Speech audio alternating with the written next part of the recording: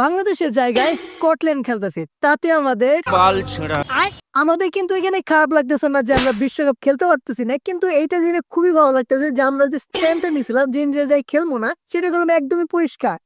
এটা ভাই করার পরে আমার আসলে গর্ব হইতেছে যে আমরা আমাদের কথা রাখছি, আমরা ইন্ডিয়ার দেশে খেলাই যাইনি। বিসিসিআই এখন মনে করতেছে আমরা ক্রিকেটের সব, মানে বাকি দেশগুলো যারা আমাদের সাপোর্টে আসো নাই তারা ভাই তোমাদের সাথে একদিন এমন না এমন হবে, এটা শিয়ার থাকো। কি জন্য ইন্ডিয়ানরা তোমাদের কাউকেই ছাড়বো না।